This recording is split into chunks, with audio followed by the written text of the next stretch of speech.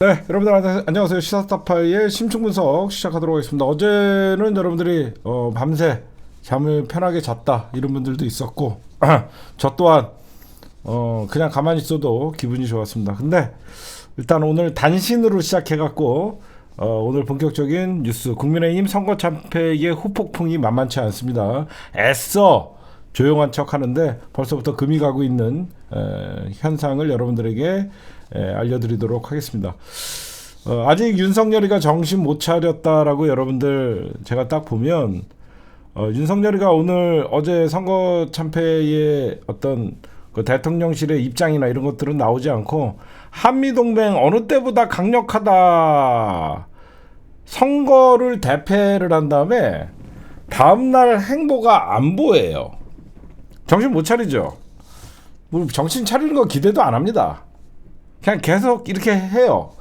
지금 여러분들이 어제 선거가 사람들이 많은 어떤 얘기들이 나오고 있는데 저는 어떻게 보면 마일리지가 누적된 결과라고 생각해요. 여러분들도 아마 동의를 하실 겁니다. 과거 일본 편에 서서 오염수 방류를 찬성을 해주고 갑자기 역사 문제, 역사 전쟁을 일으켜서 홍범도 장군의 흉상을 이전한다 그러고, 이거는 중도층이 봐도 뭐지? 갑자기 일본이 해양 오염수를 방류한다 그러면 주변 국가인 우리나라가 가장 강력하게 항의를 해야 되는데 우리나라가 오히려 이상 없다라고 얘기해주고, 아무리 생각해도 정치에 무관심한 사람들은 이건 뭐지? 그런 것들이 누적된 결과예요. 저는 우리가 여기서 여러분들에게 뭐 제가 초치고 싶어서 이런 얘기를 하는 게 아니라 어제 선거는 민주당의 승리가 아니에요. 절대 우리가 어제 선거를 민주당의 선거라고 생각하면 안 돼. 민주당의 승리라고 생각하면 안 되고 윤석열이의 심판이라고 생각하고, 윤석열이의 국민들이 윤석열이에 대해서 정말 얘는 아니다라고 하는 준엄한 표심이었다라고 생각해야지, 민주당이 잘해서 민주당에게 표를 줬다라고 생각하면 안 돼요. 저는 먼저 그 얘기를 좀 말씀드리고 싶고, 아직 정신 못 차렸어요. 예. 선거 패배 다음날 안보 행보 아주 좋은 현상입니다. 그 다음에 윤석열이 오늘 계속 안보야. 얘는 아직도 6.25 전쟁통에 지금 대통령직을 맡고 있는 거야. 저는 이게 좀 걱정되는 윤석열의 발언이 있어요. 북한의 해킹으로 핵개발, 사이버 10만 인재 양성하겠다. 이거 예전에 이명박 정부 때, 그쵸? 이명박 정부 때 시발단, 그쵸? 그때 국정원이 뒤에서 사이버 10만 양병설이 있었는데 대통령이 사이버 안보를 얘기하면서 10만 양병설을 하겠다. 대놓고 댓글단, 얘네들이 선거 때 앞으로 뭐 하겠어요? 시발단, 그쵸? 사이버 안보라고 얘기하면서 젊은이들을 내가 보면 10만 양성을 하겠다. 십자군 알바단을 키우겠다. 정신 못 차리는 겁니다. 그래서 요즘 국정원이 활개를 치고 있잖아요. 댓글 장악하겠다는 거예요. 그 다음에 저는 좀 이제 어제 선거가 어떤 의미가 있냐면요, 여태까지 여러분들이 보셔도 이번 그러니까 사람들 바보 아닌 이상, 국민의힘 의원들뿐만 아니라 정치권에 발 담그고 있는 사람들 바보 아닌 이상 그냥 이 선거는 윤석열이가 키운 거다. 그 밑에 한동훈이가 기획하고, 그건 누구나 알 수 있는 거예요. 그렇죠? 이거는 대통령이 사면을 해주고 3개월 만에 그 사면을 해주고 바로 공천을 하고, 윤석열이가 공천한 거잖아요. 그건 누구나 다 아는 사실인데 굳이 쉬쉬하고 있잖아요. 그렇죠? 근데 여태까지 쉬쉬하고 있었고, 대통령이 사실상 윤석열이의 행보를 보면 당정이 수평적인 관계가 아니라 완전 용산에서 찍어 누르면 용산의 어떤 김기현 당대표에게 의중을 얘기하면 그냥 따라가는 형태였거든요. 근데 오늘 국힘당에서 여러분들 이례적으로 김행 지명을 철회해달라. 이게 굉장히 중요한 겁니다. 저는 이걸 되게 크게 봤어요. 국민의힘이 단 한 번도 윤석열의 지명이나 이런 거에 대해서 토를 달지 않았었잖아요. 그렇죠? 여태까지 용산에서 윤석열이가 무엇을 하고 김건희가 뭐를 해도 쉴드 쳐주고 빨기 바빴지 지명을 철회해달라 이런 얘기를 한 적이 없거든요. 그렇죠? 근데 국힘당에서 김영 지명을 철회해달라. 이건 뭐냐? 윤석열이가 점점점 이제 국민의힘 장악력이 점점 줄어든다. 그렇게 볼 수밖에 없잖아요.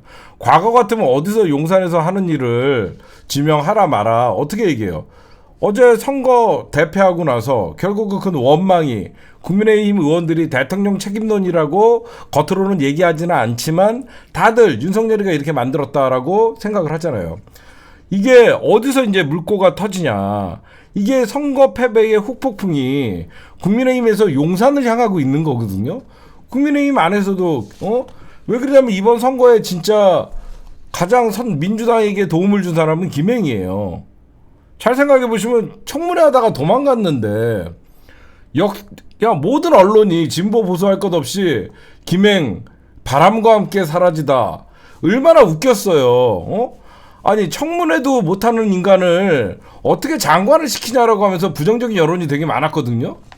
그래서 오늘 김행은 자진 사퇴를 했는데 이건 어떤 게 있냐면 누가 봐도 김행은 김건희가 추천한 겁니다. 저는 그렇게 생각해요. 나도 살아야 되니까. 여러분들 인정하시죠? 누가 봐도 김행은 김건희가 추천한 거라고 생각해요. 지금은 김건희에 대해서 아무 얘기를 하지 않지만 당연히 김건희가 실권자라고 생각하는 사람들도 국민의힘에서 분명히 있어요. 그럼에도 불구하고 김행을 자진 사퇴를 철회해달라고 얘기하는 거는 그 책임론이 누군지 분명히 아는 거죠. 점점. 당연히 김행 사퇴 목소리가 예전 같으면 윤석열이가 이걸 지명 철회하겠습니까? 당연히 안 하죠. 윤석열이 스타일이 저는 지지율에 신경 쓰지 않습니다. 띠발. 정말 이런 스타일인데 윤석열이에 대해서 누구보다도 잘 알고 있는 윤핵관들인데 이제는 선거가 앞으로 다가오니까 전부 자기 살 길 찾는 겁니다. 그러면 어제 지금 제가 오늘 여러분들 국민의힘을 좀 분석을 많이 했어요. 그렇죠? 국민의힘을 분석을 했더니 국민의힘 안에서 쇄신, 혁신 이런 얘기들이 나오기 시작해요. 근데 주류가 뭐냐면 김기현이나 윤재욱이는 선출된 사람들이잖아요. 윤재욱이는 원내대표로 선출직이고 김기현이는 전당대회를 통해서 선출직이잖아요. 그러다 보니까 비명이란다. 비핵관 중에서 김기현이 책임을 져야 된다라고 얘기하는 사람은 몇 명 없어요. 전부 윤석열이 만들었는데 왜? 그러니까 김기현이는 오히려 너 왜 목소리를 안 냈다가 네가 지금 바보같이 당하냐 이런 오히려 동정론이 있어요. 그래서 오히려 김기현이 사퇴를 얘기하는 건 일부고 김기현이가 책임져야 된다는 건 일부고 오히려 김기현이가로 내년 총선 치르지 못한다. 그게 무슨 말이냐면 저렇게 윤석열한테 질질 끌려가고 즉 용산과 당정 간의 관계가 수직적인 관계에서는 내년 총선 못 치른다라는 그런 위기감이 더 폭발하고 있는데 김기현이 같은 경우에는 여러분들 굉장히 머리가 썼어요. 그게 뭐냐면 동종론이 아니라 어떤 짓을 했냐면 이번에 여러분들 강서구청장 선거 처음에 국민의힘은 무공천 원칙을 세웠다가 갑자기 윤석열이가 사면해주고 결국은 윤석열이가 공천한 거나 마찬가지잖아요. 이 얘기부터 할게요. 근데 오늘 국민의힘이 쇄신한다 그러면서 어떤 짓거리를 했냐면 당직자들 지명직 당직자들을 모두 사퇴하라. 정신 못 차렸지. 응? 그러니까 한마디로 자기네들 선출직들은 최선을 다했는데 지금 당직자들이 이번 선거에 대해서 안일하게 대처해서 이번 선거를 졌다. 그래서 김기현이나 윤지혁이나 이런 선출직들은 사퇴를 안 하고 국민의힘의 임명직 당직자들을 전부 사퇴하라. 이런 자체가 국민의힘은 지금 정신 못 차렸는데 내일이 여러분들 굉장히 중요합니다.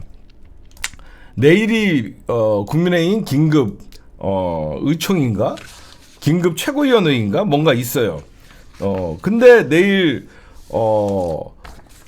하태경이나 수도권 의원들 중심에서 혁신위를 띄우자. 혁신위를 띄우자. 이런 얘기들이 나오고 있고, 현재 김기현이가 여러분들 잘 봐요. 이번 선거 때 김기현이가 딱 봐도, 김기현이가 바보는 아니잖아요. 이거 이기기 힘들다 알았겠죠. 이번에 선대본부장이 누구였어요? 터루택. 응? 이번에 선대본부장 터루택이랑 정진석이, 터루택 정진석이가 이번에 선대본부장을 맡아요. 그 다음에 수도권에서 그래도 이름 있는 사람들 누구였냐면 나국상, 안띨띨, 뭐 이런 애들, 그쵸? 이런 애들을 공동 고문으로 모셔갖고 막 유세를 했죠. 그거 무슨 말이냐면, 그게 무슨 말이에요? 이번 선거에서 지면 가장 비판적으로 자기를 공격할 사람들을 전부 끌어들인 거야. 그쵸? 여태까지 터루택이나 정진석이나 이런 애들은 뭐 윤핵관 중심에서 뭐 약간 중간적에 있었지만, 나국상이나 안철수나 이런 애들은 사실상 윤석열을 비판을 하던 애들인데, 얘네들을 이번에 공동 책임으로 엮어갖고, 결국 여러분들이 요거 보시면 그렇잖아요. 김 대표가 책임론을 빠져나가기 위해서 중진들을 대규모로 투입을 했어요. 중진들을 대규모로 투입하고, 결국은 현재 국민의힘 안에서는 윤석열에게 충성하는 애들로 짜여져 있잖아요. 그러다 보니까 갑자기 오늘 어떤 짓거리를 하냐? 안철수가 뭐라 그래요? 안철수가 이런 얘기를 합니다. 이준석이 뭐 징계해야 된다. 이준석이 왜 징계해야 된다는 얘기가 나요. 서로 책임 떠넘기기 하는 거예요. 지금 대통령을 대놓고 깔 수가 없으니까, 유승민이나 이준석, 아예 대놓고 비핵관이고 반핵관인 사람들 몇 명을 빼놓고 중간지대에 있는 사람들은 직접적으로 대통령의 책임이 있다라고 거론을 못하니까 남 탓을 해갖고 책임 떠넘긴, 지금 그거 하고 있어요. 누가 봐도 유승민 같은 사람들은 윤석열이가 이 선거판 키웠고 쥐가 오기를 부리다가 이렇게 된 거다. 근데 느닷없이 안철수, 내부 청질했던 이준석을 제명해야 됩니다. 윤리위에 제소하겠습니다. 그냥 바보예요. 그냥 국민의힘은 어제 선거에 책임 소재를 두고 분명히 누군가는 책임을 져야 된다는 분류. 그 다음에 윤핵관을 중심으로 국민의힘의 주류는 왜 보궐선거 하나 갖고 그러냐라고 얘기하는 거고, 결국은 윤석열이 스스로 발등을 찍은 거고, 제가 여러분들에게 분명하게 말씀드리고 싶은 것은, 어제의 선거는 내년 총선의 전초전이에요. 어제의 선거는 내년 선거의 전초전의 선거가 굉장히 짙은 선거여서 굉장히 눈에 여러분들이 내년 선거에 우리가 조금만 더 노력을 하면 정말 되고, 국민의힘의 내부는 여러분들 보시면 누가 먼저 반기를 드냐의 분위기예요. 누가 먼저 반기를 드냐. 지금 여기저기서 수도권 의원들은 속으로 막 으르렁 거리고 있잖아요. 기존에 강서구가 아무리 민주당의 텃밭이고 민주당이 강세였다 그래도 저렇게 15% 이상의 어떤 차이가 나는 선거 대참패를 했는데 다른 경기도나 이런 영향이 있지 않겠냐라고 분명히 생각할 수 있죠. 그러면 여러분들이 보시면, 어제도 제가 잠깐 분석을 해줬지만, 선거는 가장 중요한 게 뭐죠? 구도예요. 그렇죠? 선거에 이기는 공식이 구도가 좋아야 돼요. 민주당이 이번 선거에서 이길 수 있었던 것은 구도가 굉장히 좋았잖아요. 국민의 어떤 이재명 당대표의 법원의 영장 기각, 그 다음에 어떤 대반격으로 어떤 이번 강서구 선거를 치르게 되고, 그래서 구도가 되게 좋았었어요. 민주당이 반격하는 시간이 오는 것 같이. 그 다음에 구도와 그 다음에 인물. 김태훈은 누가 봐도 혐오감이 높아요. 김태훈은 사실 뭐 갑자기 조국 장관님 공무상 비밀 누설로 조국 장관님을 저격하면서 어떤 보수의 아이콘 뭐 이렇게 하면서 유튜브로 뜬 사람이었는데 김태우를 만나거나 그 지역 사람들이 볼 때는 정치인의 이미지가 없거든요. 그렇죠? 그냥 정치인의 이미지가 없고 그 40억 그까지 애교로 봐달라 그러면서 딴 걸로 돈 벌어오겠다라고 하면서 뭐 연립주택 빌라를 아파트로 바꿔주겠다 이런 말 같지도. 지금 시대가 어느 시대인데 구청장 하나 대통령을 바꿔도 전부 아파트 한 채씩 못 얻는데 구청장 바꾸면 아파트가 생기는 이건 말 같지도 않은 구시대적 공약을 하면서 파고들다가 한 방에 훅 간 거고. 결국은 국민의힘이 왜 이런 자초를 했냐? 결국은 윤석열 눈치 보다가 이번에 무공천해야 됩니다라고 반기를 드는 사람 하나 없이 결국은 윤석열 눈치 보다가 국민의힘은 악순지 뻔히 알면서 이 선거를 치른 것이다 라고 얘기하는 거고, 결국은 이 선거가 여러분들, 저는 국민의힘의 최고의 악수는 뭐냐면 구청장은 여러분들 솔직하게 말씀드리면 구청장이 어떻게 빌라를 아파트로 바꿉니까? 그렇죠? 구청장은 그냥 행정가예요. 그래서 서울시나 어떤 정부의 기본적인 예산을 가지고 구청의 어떤 민원을 해결하고 어떻게 보면 일꾼을 뽑는 선거죠. 그렇죠? 구청장 선거는 어떻게 정확히 보면 일꾼을 뽑는 선거인데 이 구도를 멍청하게 윤석열과 한 라인을 연결하고 있다라고 하면서 윤석열과 이재명의 구도로 끌고 간 거예요. 국민의힘이 가장 이번 선거의 패배의 패착은 이 선거는 일꾼을 뽑는 선거로서 기존의 업무의 연속성이나 저를 한번 용서하시고 다시 기회를 달라 이렇게 낮은 자세로 읍소하는 선거를 치렀어야 되는데 국민의힘이 윤석열과 한 라인하고 윤석열 부정평가가 60%가 넘는데 윤석열 부정평가가 60%가 넘는데 이번 국민의힘이 선거가 윤석열 대 이재명 구도로 선거를 하다 보니까 당연히 부정평가 60%가 넘는 인간이 어떻게 40% 이상의 그래서 이준석이가 이번에 18% 차이 난다라는 게 윤석열 부정평가 60몇 % 나오는 거 보고 윤석열 지지율 30% 중후반 보니까 그럼 당연히 깨지겠다 이렇게 나온 거예요. 그렇잖아요. 왜 그러냐면 사람들이 볼 때는 검찰이나 윤석열 정부가 여태까지 이재명 당대표를 너무 정적 제거라는, 그러니까 좀 사람들이 이제 식상해진 거예요. 피로감을 느끼기 시작했어요. 검찰이 이재명 당대표 죽이려고 하는 그런 모습들이 굉장히 피로감을 느꼈고 결정적으로 이재명 당대표가 단식을 함으로써 굉장히 약자의 모습을 보여줬어요. 그렇죠? 윤석열은 건방지가 해외 나가갖고 맨날 핵 확산하고 지 혼자 안보 외치고 막 일본을 위한 정치하는 척했지만 이번에 이재명 당대표가 거의 24일 단식을 하면서 정말 검찰의 조사에 충실히 임하고 법원의 영장실질심사도 나가면서 기적적으로 이재명 당대표가 살아나오면서 사실상 이재명은 사람들이 볼 때, 국민들이 볼 때 이재명은 탄압받는 사람의 이미지가 된 거예요. 그렇죠?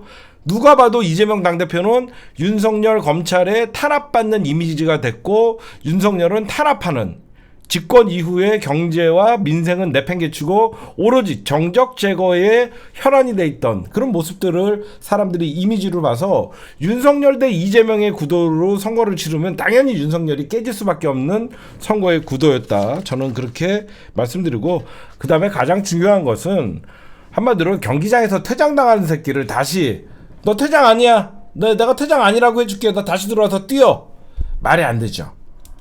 그렇죠? 여러분들 우리가 축구를 해. 저 새끼 백태클 했어. 그래서 심판이 옐로우 카드를 딱 했어. 너 퇴장이야. 퇴장이야 했는데 갑자기 관중석에서 지켜보던 대통령이 야야야야 일로 와봐. 야, 쟤 그냥 다시 보내. 내가 너 사면 시켜줄게. 퇴장당한 새끼를 다시 그라운드에 오니까 관중들이 쟤 퇴장당했는데 왜 뛰지? 내가 다시 뛰라고 했습니다. 네가 뭔데? 이게 된 거죠. 비유가 적절하죠. 그렇죠? 쟤는 분명히 사람들이 볼 때는 경기장에서 퇴장당했어. 근데 갑자기 어떤 새끼가 다시 뛰래. 분명히 강서구 주민들이 올 때는 저 새끼 왜 퇴장당했는데 다시 들어왔지? 그러니까 부적격자를 다시 공천하는 일은 이거는 국민의힘이 봐서도 정말 아니었고, 지금 국민의힘은 여러분들 내일 이제 어떤 뭐 최고위원 회의를 중심으로 해서 여기저기서 이제 왜 그러냐면 지금 이제 총선이 진짜 6개월 정도밖에 안 남았잖아요. 총선이 6개월 정도밖에 안 남았기 때문에 결국은 이 선거가 어디까지 전파가 되냐면 서울, 서초구, 강남구 뭐 이런 몇 개 빼고, 그렇죠? 대구시 강남구, 서초구 이쪽 빼고 나머지 서울 전 지역이 사실상 국민의힘이 약세 지역이에요. 그렇잖아. 우리가 작년 2020년 총선만 해도 강남 3구를 빼고는 거의 민주당이 다 독식을 했거든요. 그런 재편이 일어날 수 있고, 결국은 서울의 선거가 어디에 영향으로 가냐면 경기도와 인천까지, 즉 수도권 125석의 영향력이 가고, 여기에 더 나아가서는 어디까지 번지냐면요, 부울경에 영향이 갑니다. 부울경에 지금 접전 지역이 많아요. 부울경에 보니까 지금 국민의힘과 민주당 후보가 접전 지역이 굉장히 많이 붙어 있어요.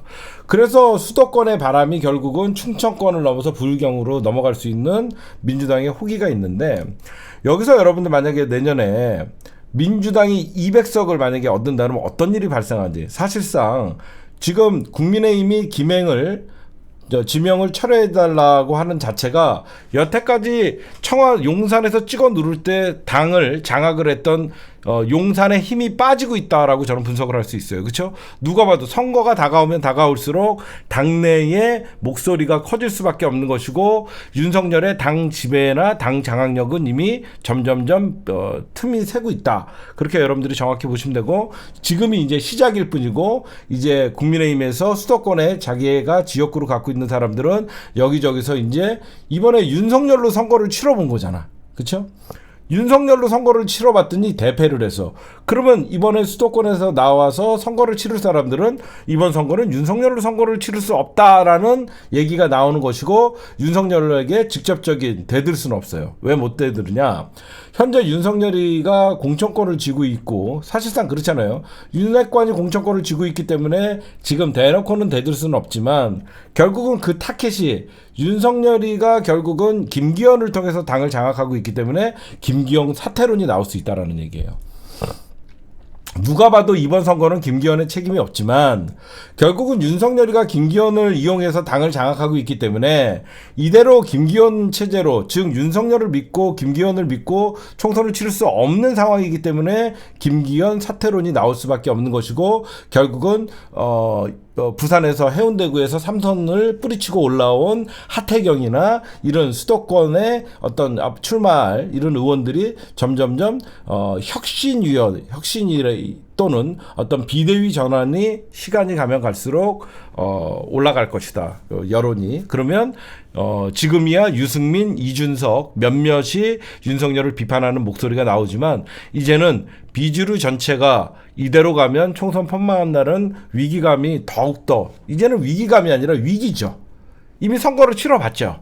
선거를 치러봤더니 국민의 준엄한 심판 17.1%라는, 서울에서 이렇게 큰 차이로 선거에서 패했다는 것은 국민의힘이 이제는 정신 바짝 차려야 되는데, 이미 김기현 체제에서는 정신을 바짝 차릴 생각을 못한다는 것이죠. 그래서 민주당이 만약에 서울에서 압승을 하고, 여러분들 왜 지금 제가 여기서 좀 하나만 더 나가서 분석을 좀 해드릴게요. 저는 내년 총선 이후에 여러분들은 어떻게 여러분들이 보실지 모르겠지만, 제가 좀 멀리 보는 관점은요, 내년 총선 이후에는요, 국민의힘과 민주당이 손을 잡을 수밖에 없을 거예요. 그게 무슨 말이냐면, 국민의힘과 민주당이 손을 잡는 정치가 될 것이다, 보이지 않게. 그러니까 비핵관대, 그러니까 반핵관대, 예전 박근혜 탄핵했듯이 민주당 플러스 그 당시에 무슨 당이었죠? 그 바른미래당이 손잡을 것 같이 탄핵을 떠나서, 왜 그러냐면요, 왜 그렇게 저는 전개될 거라고 생각하냐면, 윤석열은 결국은 내년 총선 이후에는 고립됩니다. 왜 고립되냐? 여러분들 잘 보시면, 만약에 야권이 200석을 얻으면 어떻게 되냐면요, 민주당이 엄청난 국회에서 법안을 발의하겠죠. 뭐 어떤 거 탄핵 전에 노란봉투법이나 우리 요번에 양곡법, 노란봉투법, 중대재해법 뭐 여러 가지 법안을 다 발의를 했을 때 윤석열이가 뭐를 했죠? 거부권을 행사했죠. 그쵸?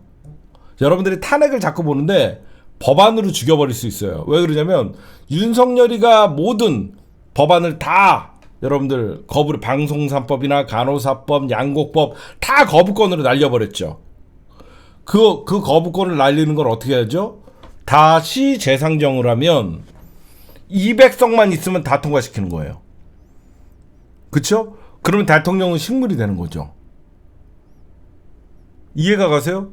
윤석열이 거부권으로 지금은 어떤 중요한 민생 법안들이나 이런 거를 거부권으로 자기의 힘을 과시를 했지만 민주당이 재상정을 할 때는 200석만 하면 대통령이 거부를 못합니다. 그게 입법부의 힘이에요. 그때 누가 봐도 제가 어제 말씀드렸죠. 내가 저번에 한번 말씀드렸죠. 총선 이후에 국민의힘은 윤석열을 말을 듣지를 않을 것이다. 왜? 윤석열 임기보다 내년에 당선되는 국민의힘 의원들이 임기가 많이 남아있으니까. 그러면 윤석열이가 말 안 듣는 국민의힘을 가만둘까요? 잘 생각해보세요. 제가 왜 비반핵관과 민주당이 이제 여러 가지 법안이나 이런 데에서는 같이 공감을 한다고 생각하면 윤석열은 반드시 검찰을 이용해서 국민의힘 의원들을 조질 겁니다. 그쵸? 안 봐도 뻔하죠? 윤석열은 당연히 국민의힘에서 이준석이도 여러분들 검찰을 조사를 받게 하고 당연히 조질 거 아닙니까? 그러면 국민의힘에서 여기저기서 검찰이 정권 잡게 했더니 안 되겠다라는 얘기가 나오겠죠. 저는 그게 현실성이 있다고 봐요. 그쵸? 제가 왜 그러냐면 이게 여러분들이 보시면 예전에 우리가 바른미래당과 민주당이 손을 잡고 박근혜 탄핵할 줄은 몰랐잖아요. 이게 왜 이런 일이 벌어지냐면 윤석열이가 점점점 힘이 빠지는 게 보이잖아요. 김행을 지명 철회해달라라고 여태까지 국민의힘에서 대통령 책임론 이런 거 얘기가 안 나오잖아요. 근데 벌써부터 김행 철회해달라고 이제 당에서 목소리가 나오기 시작했다는 것은 내년 총선을 앞두고 윤석열이가 그러면 자기를 지켜줄 수 있는 호위무사들은 누구라고 생각할 것 같아요? 검사들밖에 없는 거죠. 그러면 윤석열은 이번 내년 총선에 당연히 무리수를 둬서라도 자기를 지킬 호위무사들을 공천을 하려고 할 겁니다. 그러면 여기서 개싸움이 나는 거예요. 그렇죠? 그럼 여기서 개싸움이 날 수밖에 없죠. 그래서 내년 총선에서 민주당이 대승을 하면 윤석열은 그냥 끝이에요. 국민의힘도 나보다 윤석열이가 임기가 얼마 안 남았는데 이대로 가다가는 국민의힘은 괴멸될 수밖에 없는 상황이고, 그래서 여러분들이 지금 왜 내년 총선이 중요하냐, 결국은 윤석열이가 시행령 정치를 하고 있고 검사들을 이용해서 야당 탄압을 하고 있고 그런 정치를 지금 하고 있는데 결국은 모든 어떤 것들도 이제 국회를 거치지 않으면 안 되는 그런 상황이 오면 결국은 국민의힘도 자기 살 길을 찾을 수밖에 없기 때문에 저는 국민의힘은 패닉 상태로 돌아갈 것이다 라고 여러분들에게 말씀드리고, 이번 지금 말은 안 하지만 국민의힘 여러분들이 이제는 공천에 이제 12월 정도 되면 공천에 윤곽이 드러날 거 아닙니까? 이번이야 강서구청장 선거니까 윤석열이가 사면하고 찍어 누를 때 그냥 국민의힘이 아이 뭐 구청장 정도야 니네 마음대로 해라 이 정도였지만 국회의원 선거는 다릅니다. 국회의원 선거는 전혀 달라요. 자기 밥그릇을 뺏기지 않으려고 당연히 싸우겠죠. 그렇기 때문에 국민의힘은 공천 싸움이 아마 이번에 진짜 개싸움 날 거예요. 그래서 저는 김기현은 반드시 날아가요. 왜 날아가냐? 김기현은 당연히 용산에 지령을 받고 이번 공천 작업을 하려고 할 텐데 국민의힘 비수도권에 있는 의원들이 김기현을 냅두겠냐고. 당연히 안 놔두겠죠. 그렇죠? 여러분들 같으면 국민의힘에 내가 지역구를 갖고 있는데 분명히 윤석열이가 이대로 가면 김기현 체제로 해갖고 지 맘대로 공천을 할 것 같은데 김기현을 가만두겠냐고요. 응? 가만 안 두죠. 그래서 내일부터 이제 국민의힘은 여기저기서 이제 불협화음이 나오고 누군가는 책임을 져야 된다. 이대로는 총선을 칠 수 없다. 그래갖고 선대부문을 만들자. 선거체. 그래갖고 지금 김기현이나 이런 애들이 지금 내년에 조기 총선 체제로 바꾼다라고 얘기하지만 조기 총선 체제로 당 지도부가 바뀌면 뭐합니까? 이미 국민의힘 수도권 의원들이나 여기서 수도권 의원들은 당연한 거고 여기서 뭘 봐야 되냐면 가장 여러분들 윤석열에게 반기를 들 사람들은 누구냐면 TK와 PK예요. 수도권 그러니까 사람들은 하나만 봐. 수도권 의원들이야 민심이 준엄하니까 수도권은 누가 이길지 모르잖아요. 국민의힘이 좀만 잘하면 국민의힘이 당선될 수도 있고 격전지예요, 사실. 그렇죠? 서울, 경기, 인천은 격전지로 봐요. 그래서 자기네들이 조금만 잘하고 선거 구도만 좋으면 국민의힘도 당선될 수 있다고 생각합니다. 근데 가장 윤석열에게 반기를 들 사람들은 누구냐면 바로 TK와 PK예요. 왜? 그쪽은 공천만 받으면 당선되는데 윤석열이가 자기 마음에 드는 검사들이나 그쪽에 내려 꽂는 순간 거기는 개싸움이 나는 거예요. 그쵸?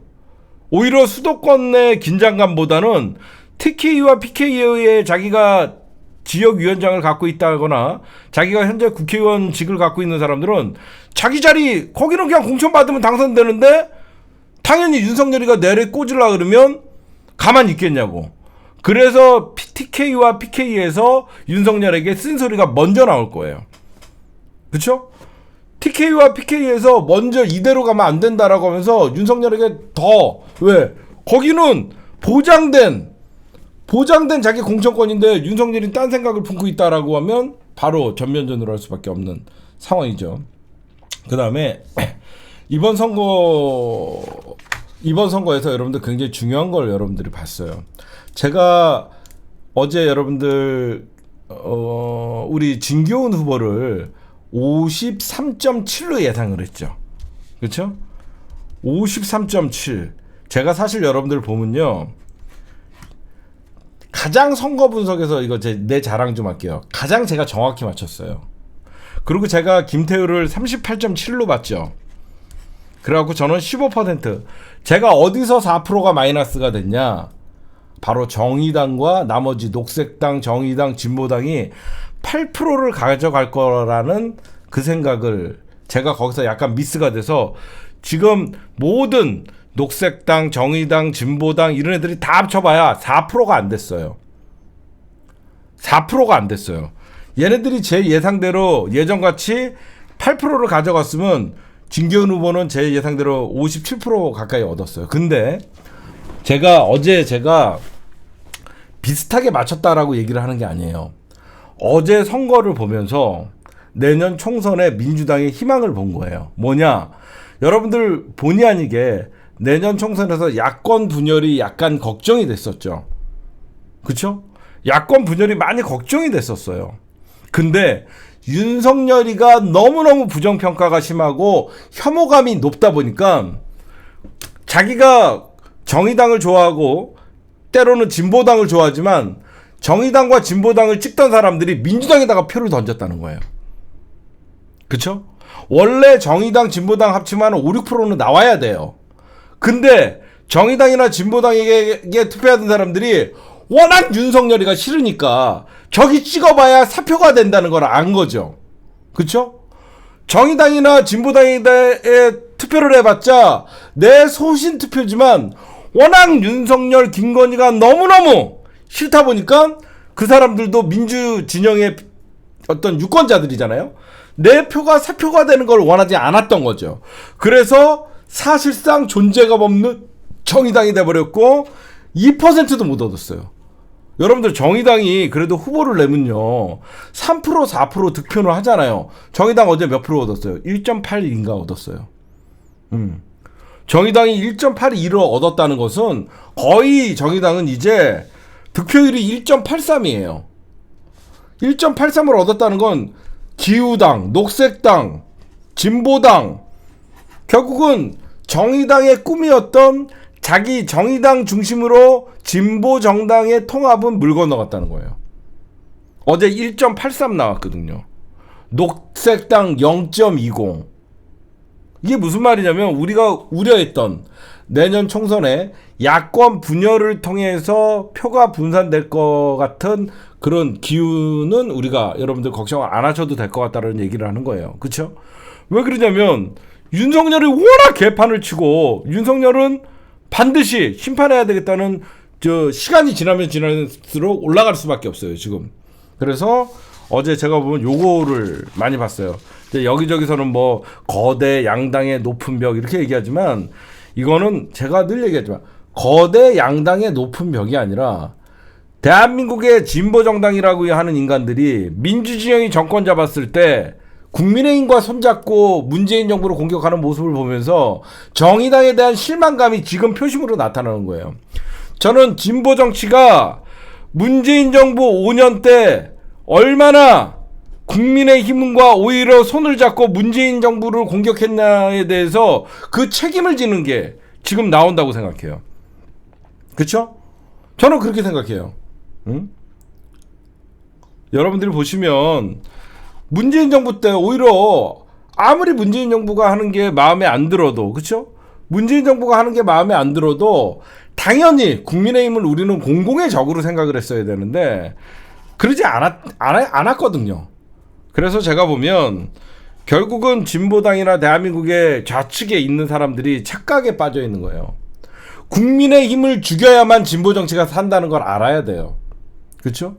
민주당 때문에 진보정치가 죽는 게 아니라 국민의힘이 보수라는 가치를 걸고 대한민국의 한 축의 기득권 정당으로 남아있으니까 진보정당이 쓸 자리가 없는 겁니다. 왜 그렇게 멍청하게 민주진영이 정권 잡았을 때 같이 협심해갖고 국민의힘 죽일 생각을 했어야지 민주정권이 정권 잡기만 하면 더 지랄들을 하고 심지어 국민의힘과 손을 잡고 민주당을 공격하고 문재인을 공격하고 그런 짓거리를 하니까 저는 대한민국의 진보정당 누가 적인지부터 누가 대한민국의 주적인지부터 제대로 파악을 한 다음에 왜 우리가 여러분들 저 솔직하게 얘기해요. 민주당보다 진보당이 좋아요. 응? 난 민주당보다 진보당이 훨씬 좋아요. 노동자를 생각하고 서민을 생각하고 약자를 생각하고 대한민국의 평등을 생각하고 정말 노동자를 위하고 진보정당의 가치는 나랑 맞아. 근데 나는 왜 진보정당을 왜 나는 지지하지 않냐? 진보정당이 크기 위해서는 국민의힘을 죽여놔야 돼. 역사 속에 국민의힘이라는 정당이 없어지면 자연스럽게 민주당이 보수정당이 되는 것이고 대한민국의 진보정당이 떳떳하게 대한민국의 진보정치에 깃발을 꽂고 대한민국의 정치를 할 수 있는 그런 기반이 마련되는 거예요. 그런 기반도 마련하지 않고 노무현 대통령이 정권 잡을 때 노무현 대통령 비판하고 어디서 국민의힘과 손을 잡고 미친놈들이죠. 왜 진보당이 시간이 가면 갈수록 쇠퇴하나? 주적이 누구인지를 몰라서 그런 거예요. 응? 저는 가장 중요한 게 진짜 대한민국에 좌측에 있는 사람들 반성하세요. 우리같이 양당 기득권 정당을 응원할 수밖에 없는 지지자들이 당신들보다 더 민족주의적 의식이 없고 더 노동적 사상이 없고 더 남북 통일에 관심이 없어서 민주당을 지지하는 게 아니에요. 더 보다 나은 대한민국에 혁신적으로 진보 정치가 뿌리내리고 진보 정치가 더 잘 돼야만 남북이 교류와 협력 더 나아가서 평화 통일이 이루어진다는 걸 알기 때문에 그래서 국민의힘을 없애야 된다고 생각하는 거거든요. 그렇지 않아요? 저는 욕먹어도 왜 나는 민주당만 지지하냐? 늘 얘기합니다. 국민의힘이 없어져야지 대한민국이 발전해요. 민주당이 싫다 그래갖고 국민의힘과 손을 잡고 어디서 문재인 정부를 공격을 합니까? 응? 이재명 당대표가 대통령 돼도 이재명 당대표가 지네들 요구 안 들어주면 국민의힘과 손잡고 이재명을 공격하는 놈들이에요. 나는 그거는 제 눈뜨고 절대 못 봐요. 그쵸? 저는 그래서 저보러 민주당빠 나 민주당빠 맞아요. 왜? 난 너무너무 더 이상 당하기 싫으니까. 응? 그렇게 노무현 하면서 뽑아놓고 그 입진보 새끼들이 노무현 대통령 죽이는데 일조를 하고 그 공격했던 그런 나쁜 놈들, 응? 민주 진영 안에서 국민의힘이라는 이 반민족 세력들과 손을 잡고 대통령을 탄핵을 하고 이런 잘못된 역사 의식을 갖고 있기 때문에 저는 대한민국은 양당 기득권으로 가야 돼요. 저는 대한민국에 야당 진보정당 전 필요 없다라고 생각하는 사람이에요. 민주당에게 회초리를 들어서라도 바르게 가게끔 하는 게 나아가서 국민의힘에게 단 한 석의 의석도 주지 말고 국민의힘에게는 단 한 번이라도 정권을 뺏기지 않는 그런 대한민국을 만들어야지 진보정치가 살아난다고 생각해요. 저는 제가 욕을 먹고 민주당 빠라고 욕을 해도 저는 대한민국은 양당 체제로 가서 결국 둘 중에 하나는 죽여놔야지 그 다음에 대한민국은 똑바로 저는 가야 된다고 생각해요. 응? 하여튼 이번에 뭐 여기저기서 진보정당은 거대 양당의 기득권 구조다 그래갖고 선거법을 개정해야 된다 지랄들 하는데 아니에요. 누가 주적인지 생각하고 누구랑 싸워야 되는지 응? 허구한 날 응? 집권 세력들만 무조건 여당만 공격하면 그게 진보정치가 아니에요. 그래도 노회찬 의원님 살아계실 때는 우리의 주적은 누가 봐도 국민의힘이라는 거를 확고히 아셨기 때문에 진보당 정의당이 사랑을 받았던 거예요. 아마 제가 취재를 해보면요 이번에 선거제도 바뀌지 않습니다. 이번에 선거제도 어떻게 바뀌냐면요 권역별 비례대표로 바뀔 거예요. 그 정도까지 그러니까 수도권 그 다음에 호남, 영남 요 정도 수도권과 호남, 영남 이렇게 세 분류로 아마 권역별 비례대표 정도로만 바뀔 것 같아요. 만약에 한다면 근데 저는 이 대한민국에 하여튼 진보정치 하고 싶으면 국민의힘부터 죽이자고. 내가 욕을 먹더라도 좋은데 나는 진보정치 하려고 그러면 국민의힘부터 죽이고 시작하자고. 나 제일 나쁜 놈들 놔두고 왜 덜 나쁜 놈을 혼내고 지랄하냐고. 네, 제가 잠시 흥분해서 죄송합니다. 그 다음에 이제는 앞으로 저희는 우리 시사타파 심층 분석은 뻔한 얘기만 하지 않죠. 그럼 민주당이 지금부터 무엇을 해야 되냐? 중요한 얘기, 그렇죠? 민주당이 무엇을 해야 되냐? 아까도 잠시 말씀드렸지만 이번 강서구청장 선거는요 민주당이 잘해서 이긴 선거가 아니에요. 워낙 윤석열이 못해서 이긴 선거입니다. 반사이익을 얻은 선거예요. 그렇죠? 제가 민주당이 여기서 그러면 뭐 해야 되냐? 윤석열 정부에 대해서 철저하게 강하게 비판을 하면서 당내 혁신을 이뤄야 돼요. 당내 혁신. 지금 민주당은 이재명 당대표가 혁신을 할 수 있는 모든 조건을 갖췄어요. 원내대표도 홍익표죠. 여기서 이제 최고위에서도 반대할 사람이 없습니다. 이번에 민주당은 민주당 기득권을 주류의 교체를 이루지 않으면 민주당도 올 하반기에 공천 잡음에 시달리면 내년 총선에서 머리가 아파져요. 그렇죠?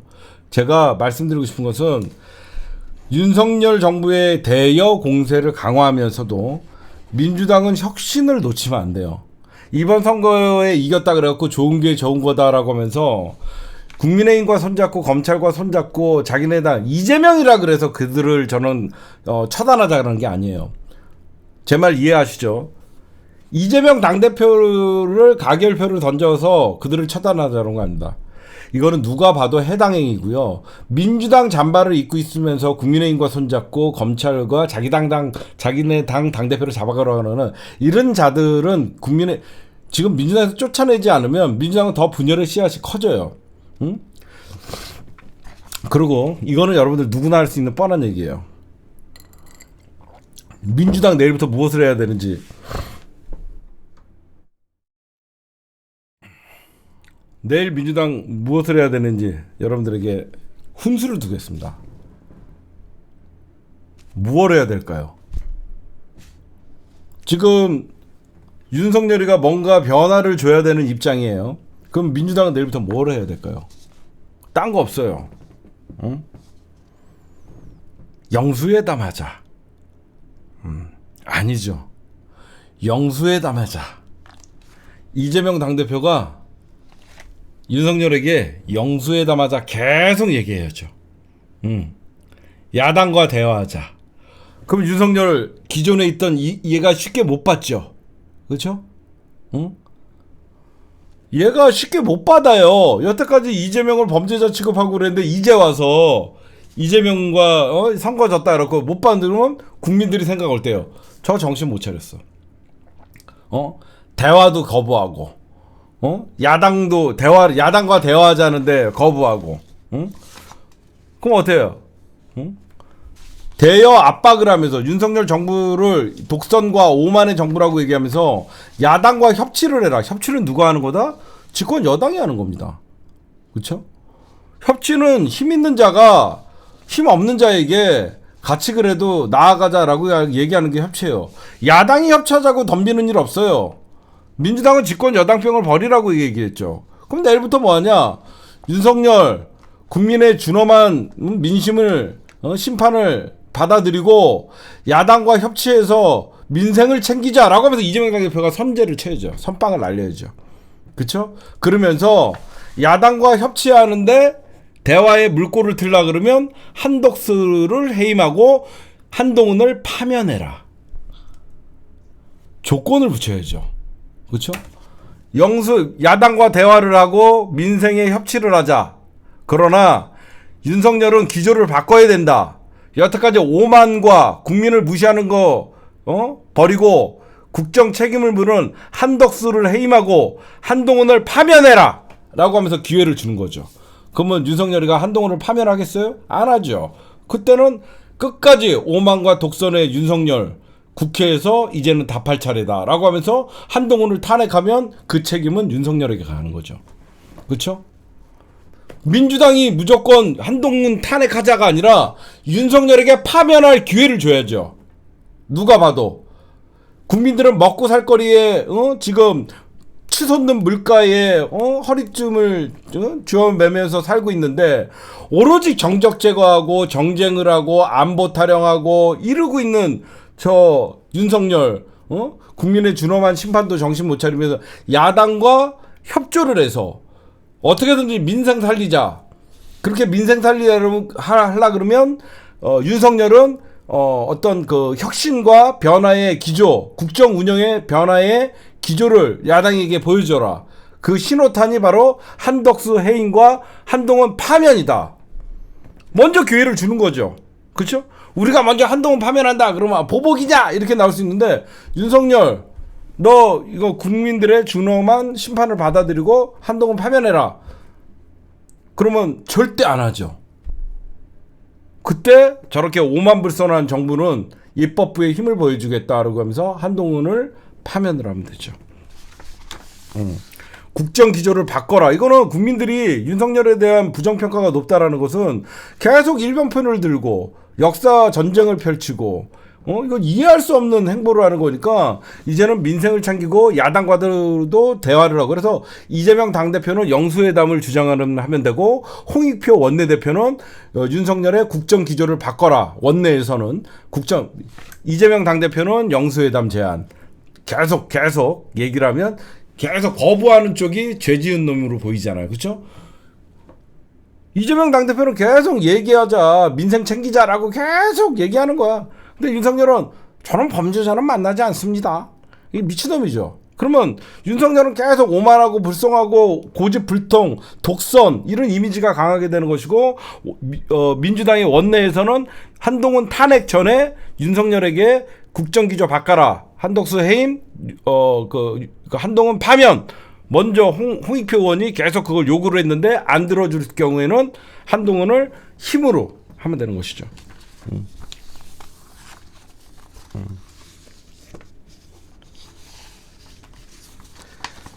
그러면서 이제 민주당은 앞으로 뭐냐 결국은 민심의 요구는 민주당도 변해야지 산다는 거죠. 그렇죠? 민주당도 변해야지 산다라는 그런 얘기가 될 수 있기 때문에 민주당도 안에서는 혁신을 늦추면 안 되고 그렇죠? 저는 그렇게 보고 민주당의 혁신은 가결 오적들을 날리는 것부터 시작돼야 된다라고 저는 말씀드리고 왜 제가 이런 얘기를 하냐면 먼저 한동훈 파면을 시켜야지. 지금 이재명 당대표 오늘 봐봐요. 이 검찰이 얼마나 오만불손하고 윤석열이 정신을 못 차렸냐면 선거 패배하는 날 이재명 당대표를 기소를 했잖아요. 그것도 위중교사도 아닌 백현동 사건에 대해서는 다툼의 여지가 있다라고 얘기했는데 그 사건으로 불구속 기소를 합니다. 검찰은 끝까지 잡겠다는 거예요. 검찰은 이재명 당대표를 끝까지 잡겠다는 의사를 분명히 했기 때문에 이 백현동 사건을 재판에 넘겼다는 것은 이거는 검찰이 공소권을 남용한 겁니다. 그렇죠? 한동훈이가 공소권을 남용하고 야당 당대표 죽이기, 괴롭히기를 본격적으로 끝까지 하겠다는 거기 때문에 우리는 한동훈이를 당연히 손봐놔야 돼요. 그래서 한동훈이는 총리로도 못 가고, 총리로 가면 당연히 부결시켜버리면 되니까 한동훈이는 총리로도 못 가고 결국은 한동훈이는 탄핵 발의를 하게 되면 파면돼놓고 정치권에 뛰어드는 거는 여러분들 윤석열이가 파면을 못 하잖아. 안 그래? 동훈아 이건 다 네 책임이야. 너 파면 절대 그런 짓 못 하거든요. 그러면 우리는 홍익표나 민주당 입장에서는 한동훈 파면을 요구하면 못 들어줄 카드잖아. 근데 누가 봐도 한동훈이가 너무 나대는 건 맞잖아.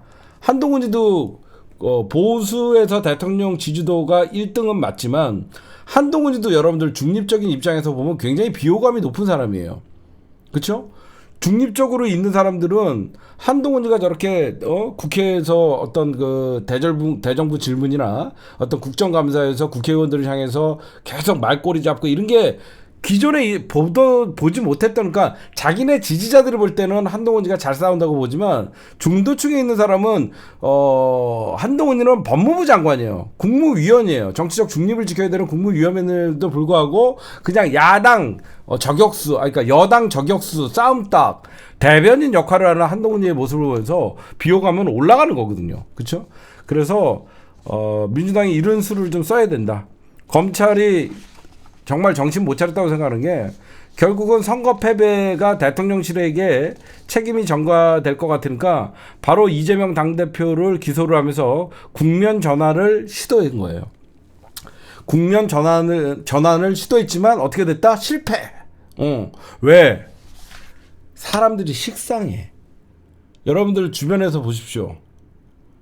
이재명 1년 반 동안 집권하고 그냥 검찰이나 한동훈이는 이재명 잡기 혈안이 됐다는 인식이 있어갖고 이제는 주변에서 뭐 이재명 기소했다 그래도 별로 감흥이 없어요.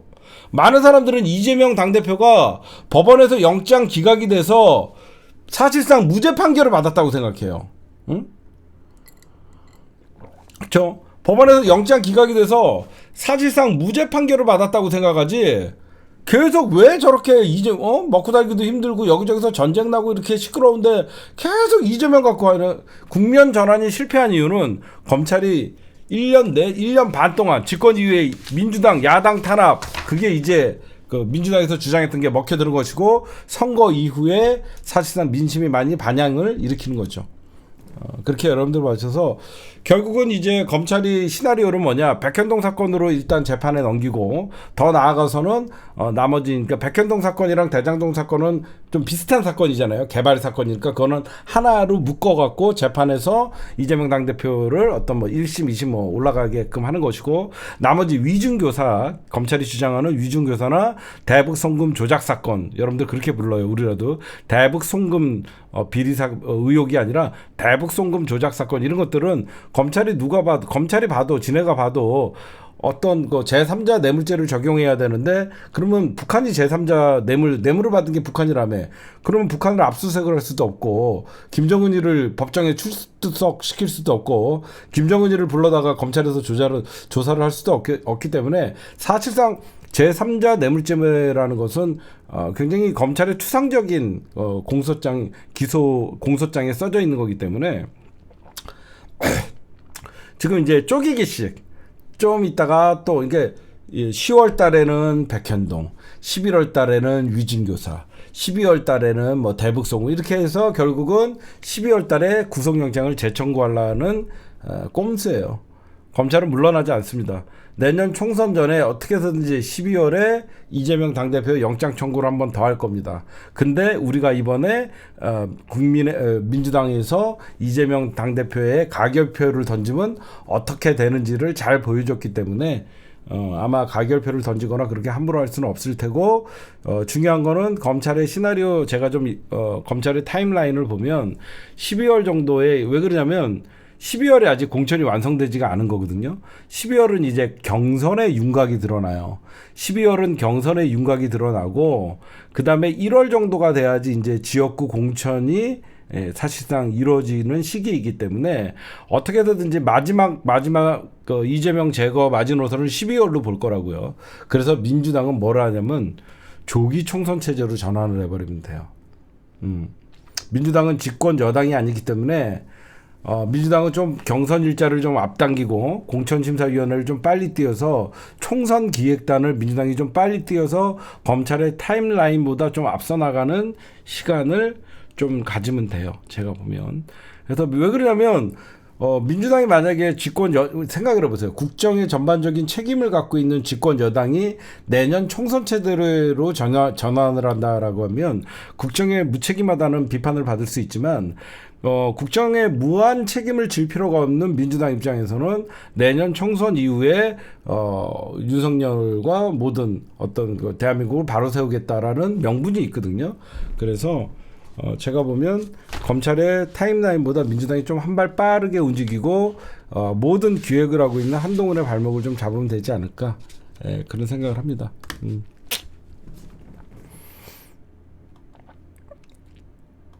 네, 두 번째, 지금 이스라엘과 팔레스타인이 전쟁을 펼치고 있죠. 그래갖고 이제 중동의 5차 세계 대전이다, 이런 얘기들이 막 나오고 있습니다. 어떤 자가 가장 지금 만세를 부르고 있을까요? 누가, 여러분들 보면 이스라엘과 팔레스타인의 전쟁에 누가 가장, 그쵸, 푸틴 푸틴을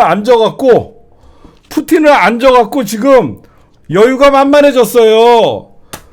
여태까지 전쟁을, 우크라이나와 러시아의 전쟁을 하는 동안 미국이 돈을 걷다가 우크라이나가 존나게 부어놓고 계속 뒤에서 조종을 했는데, 갑자기 전쟁판이, 그러면 푸틴이 누구한테 가장 고마워? 하마스. 푸틴은 지금 하마스가 너무너무 이쁠 거 아니야. 하마스가 나를 살려주는구나. 전쟁이 장기화돼 가면서 러시아도 여기저기서 국제적 비난을 받고 위기에 좀 몰렸는데, 갑자기 하마스가 이스라엘을 쳐주네? 갑자기 미국이 저쪽에다가 또 돈을 부어야 되네? 그럼 뭐야? 미국 공화당에서는 우크라이나 전쟁 자금 더 이상 승인하지 않겠다 라고 하면서 지금 사실상 미국 하원 의장도 날아간 판인데, 그렇죠? 미국의 하원 의장이 날아간 이유가 결국은 우크라이나에다가 전쟁 자금을 줄 것이냐 말 것이냐, 그걸 동결시키면서 사실 미국 하원에서도 공화당에서도, 지금 공화당에서는 우크라이나 전쟁에서 발을 빼라, 더 이상 돈 지원 못한다, 이거 갖고 사실 싸웠는데, 갑자기 전쟁판이 어디로 옮겨졌어요? 중동으로 옮겨졌네? 그럼 어떻게 돼? 이스라엘에다가 또 돈을 부어야 되잖아, 무기랑. 그쵸? 근데 여러분들, 왜 미국 입장에서는 러시아와 우크라이나 싸움보다 이스라엘과 팔레스타인의 싸움에 더 집중을 해야 되냐? 미국의 주요 모든 백악관 인사들이나 미국의 월가를 지배하고 있는 사람들이 유대인들이잖아. 그쵸? 유대인들 입장에서는 당연히 이스라엘을 더 도와야 되는 입장이니까, 누가 봐도. 그러니까 요즘 지금 미국 내에서도 이스라엘과 우크라이나 동시에 지원을 하기는 어렵다. 미국도 지금 엄청난 재정 적자를 겪고 있고, 그리고 유대인의 영향력이 미국 내에서 강하잖아요. 그쵸?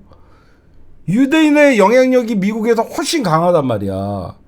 그러다 보니까 당연히 야당 공화당은 지금 그쪽 지원하면 안 된다라고 하고 있어서, 미국이 내년 대선이고 그래서 푸틴 입장에서는 국제사회의 관심사가 분산이 돼버린 거야.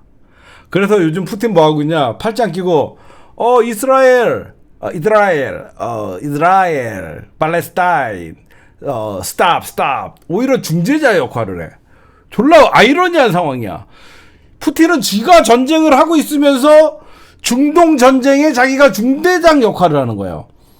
예, 대한민국 유튜버 중에서 푸틴 성대면서 하는 사람은 나밖에 없습니다. 알겠죠? 웃기잖아. 러시아가 지금 이스라엘과 팔레스타인 전쟁에 중재자 역할을 하고 있어. 지가 전쟁하고 있으면서. 그래서 지금 하마스가 푸틴에게 엄청난 선물을 줬다.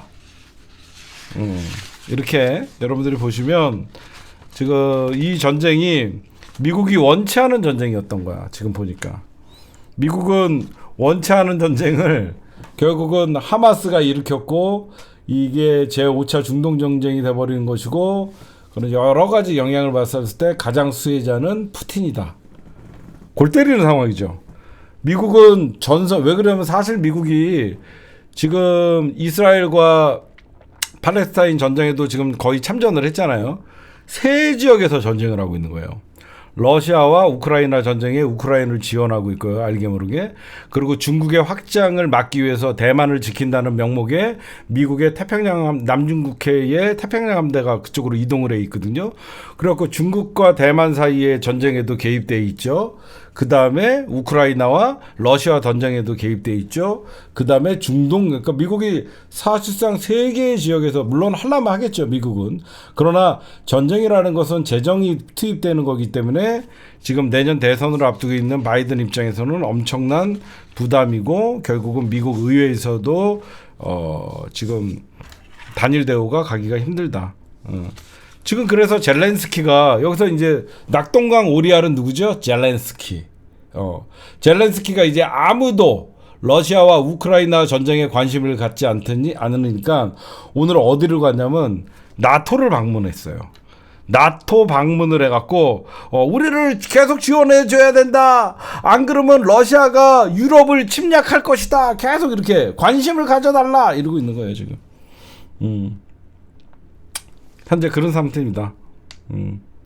그러면서 푸틴은 여유 있게 팔레스타인 국가 건설 해법 제안, 전쟁 중재에 나서 다시 푸틴의 영향력을 확인하는 계기가 되고, 그렇죠? 오히려 전쟁을 하고 있는 푸틴이 영향력을 확인할 수 있는 이스라엘과 팔레스타인의 전쟁이다. 이렇게 여러분들에게 좀 간단하게 설명을 드리도록 하겠습니다.